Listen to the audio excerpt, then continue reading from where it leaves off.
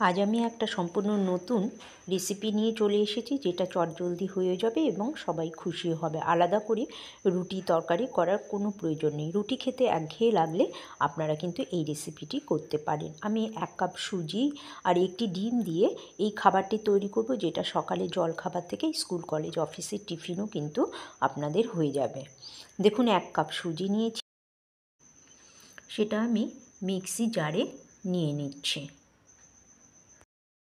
এবার 1 কাপ সুজির মধ্যে 1 কাপ জল দিতে হবে।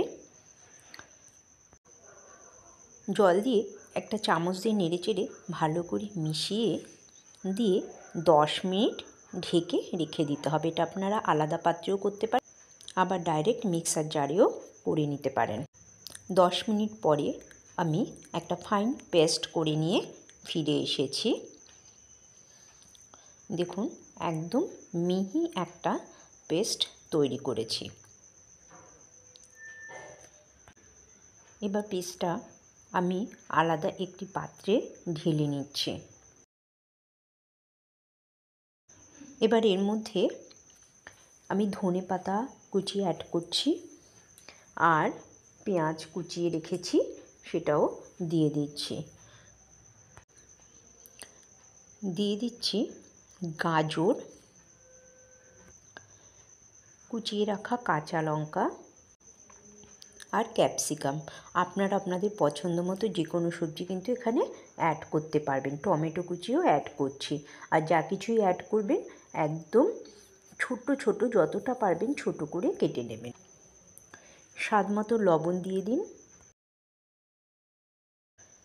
টেস্টটা ব্যালেন্স করার জন্য 1/2 টেবিল স্পুন চিনি অ্যাড করুন।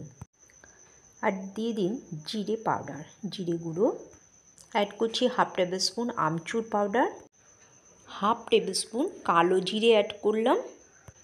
এবার আমরা একে খুব ভালো করে মিশিয়ে নেব। একটা স্পুনের সাহায্যে ভালো করে কিন্তু মিশিয়ে নিতে হবে সমস্ত মশলা এবং সবজি।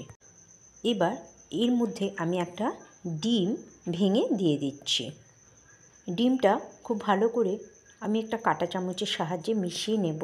তারপর এর মধ্যে অ্যাড করতে হবে ময়দা, 1 টেবিল স্পুন, 2 টেবিল স্পুন, তার সাথে 1/2 টেবিল স্পুন, আমি মোট 2.5 চামচ ময়দা অ্যাড করেছি। এবার এটাও ভালো করে মিশিয়ে নেব। আমার এই রেসিপিটি যদি ভালো লেগে থাকে তাহলে অবশ্যই লাইক, কমেন্টস এবং শেয়ার করবেন, আর নতুন বন্ধুরা সাবস্ক্রাইব করবেন। অপরদিকে আমি একটা তাওয়া গরম করে নিয়েছি। আমি কিন্তু ননস্টিকি প্যান ইউজ করব না, আমি প্লেন একটা সিলভারের প্যান ইউজ করছি, আর তার মধ্যে সামান্য তেল আমি ব্রাশ করে দিচ্ছি। এবার 1 হাতা ব্যাটার নিয়ে আমি এর মধ্যে দিয়ে দেব। ব্যাটারটা দিয়ে এইভাবে চামচের পেছনটা দিয়ে একটু ঘুরিয়ে দিলে পাতলা হয়ে যাবে।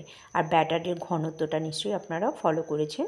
ব্যাটারের ঘনত্বটা কীরকম হয়েছে, ঘনত্বটা যদি আপনি একটু মোটা রাখেন তাহলে কিন্তু খাবারগুলো একটু মোটা মোটা হবে, আর যদি একটু পাতলা রাখেন তাহলে খাবারগুলো পাতলা হবে, এবং পাতলা হলে সেটা খেতে বেশি ভালো লাগে।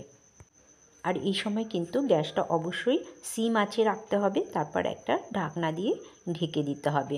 জাস্ট 2 থেকে 3 মিনিট পরে দেখুন আমাদের ওপরটা হয়ে গেছে, কালারটা চেঞ্জ হয়ে গেছে, আপনি দেখেই বুঝতে পারবেন।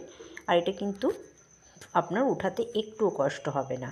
দেখুন এমনি আলগা হয়ে যাচ্ছে, আপনার তাওয়াতে কিন্তু একদমই লেগে যাবে না। আর ননস্টিকি প্যান যদি আপনারা ইউজ করেন তাহলে তেল দেওয়ার কোনো প্রয়োজন নেই। এভাবে উল্টে দিতে হবে, উল্টে দিয়ে আবার একটু ঢেকে দিতে হবে। আবার 1 মিনিট মতো এভাবে ঢেকে রেখে ঢাকনাটা সরিয়ে নিন। তারপরে দেখুন কত সুন্দর হয়েছে। তারপরে একটুখানি খুন্তি দিয়ে এভাবে একটু চেপে চেপে ভেজে নিন। অবশ্যই সিম আঁচে ভাজবেন, এভাবে ভাজলে কিন্তু একটু চেপে চেপে দিলে সেটা বেশি ভালো হয়। দেখুন মাত্র 2-1 ফোঁটা আমি তেল ইউজ করেছি, কত সুন্দর হয়েছে, কত হেলদি হয়েছে খাবারটা। এভাবে উল্টে পাল্টে ভেজে তুলে নিন। বন্ধুরা আমার চ্যানেলে কিন্তু আপনারা নানান রকমের জলখাবার, চালের জলখাবারের রেসিপিও কিন্তু পেয়ে যাবেন। বাচ্চাদের নানান রকমের খাবার, মুখরোচক খাবার, এমনকি নানান রকম কেকের, ওটসের কেকেরও রেসিপি পেয়ে যাবেন। দেখুন কোনো রকম মাখা বা বেলার ঝামেলা ছাড়াই আপনি সুজির পরোটা তৈরি করে ফেললেন, তার সাথে নানান রকমের সবজি দিয়ে। ভীষণ হেলদি বন্ধুরা এই খাবারটি, খেতে ভীষণ ভালো লাগে আর একদম সফট। বাড়ির ছোট থেকে বড় সবাই খেতে পারে, আপনি স্কুলের টিফিনেও দিতে পারবেন। দেখুন এটা যে কোনো একটা টমেটো কেচাপ বা অন্য যে কোনো চাটনির সাথে পরিবেশন করতে পারবেন। দেখুন আমি এটা টমেটো চাটনির সাথে পরিবেশন করছি, আপনারা কেচাপের সাথেও কিন্তু বাচ্চাদের স্কুলে টিফিনেও দিতে পারবেন। তাহলে বন্ধুরা এভাবে কিন্তু আপনারা খাবার বানিয়ে খাবেন। সবাই ভালো থাকবেন, সুস্থ থাকবেন, দেখা হবে রেসিপি।